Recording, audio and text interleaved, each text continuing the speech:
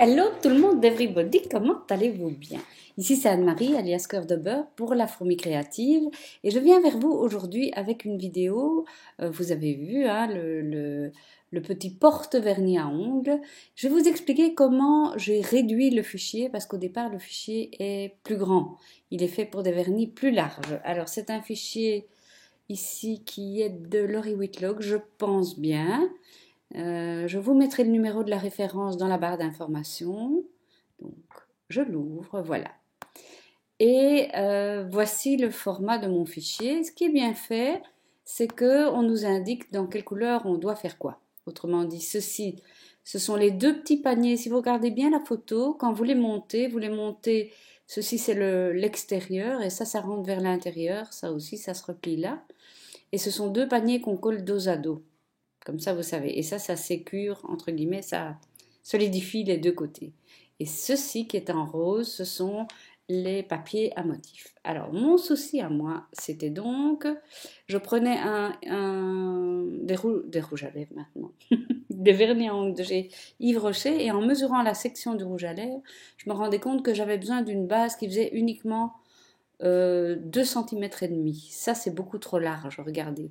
Ça, c'est ce dont j'aurais besoin comme taille de boîte, entre guillemets. Oui, je vais l'avancer au premier plan. Voilà.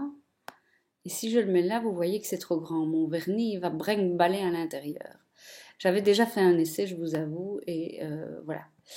Alors, ce que j'ai fait, c'est que j'ai pris mon petit carré de 2 cm, donc j'ai tracé un carré de 2,5 par 2,5 que j'ai rempli en jaune, et je l'ai mis ici. Alors, en gardant toujours mon fichier groupé pour que ça reste proportionné, j'ai diminué mon fichier jusqu'à ce que le petit carré ici, qui est la base, arrive à peu près à la dimension. Ouais, je crois que j'y suis arrivée quasi du premier coup. Hein.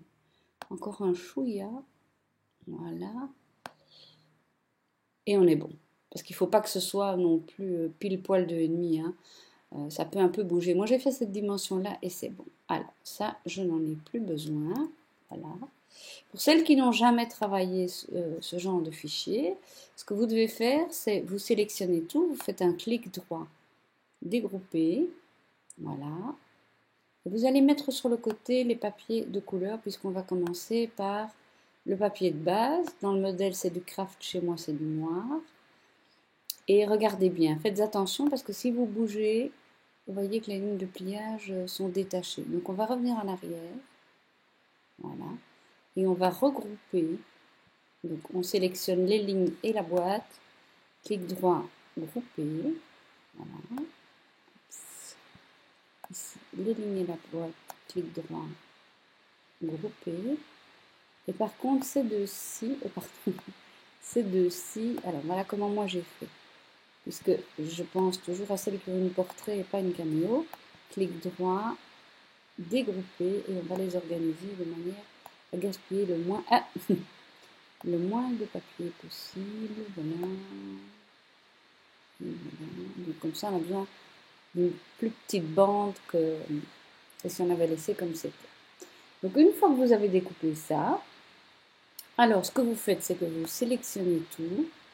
Vous le mettez sur le côté, vous prenez vos papiers de couleur et vous réorganisez aussi pour gagner le plus de place possible. Voilà. On va les dégrouper. Voilà. Ici. Et moi, je les avais tous mis. Voilà. Je les ai mis comme ça. Voilà. Et là, alors vous découpez et vous n'avez plus qu'à faire votre petit montage. Donc, sachant que ceci, ça ira là-dessus, hein, sur les côtés de la boîte. Et les petits carrés, ils iront ici, sur le côté extérieur de la boîte. Voilà, la collection utilisée, c'est une collection de chez Doodlebug Design et qui s'appelle October 31, 31 octobre.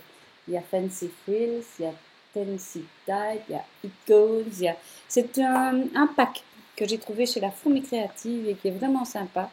Il y a tout, il y a les rubans, tout ce que vous avez là, à part le cardstock noir bien entendu, mais le carton de couleur vient de là.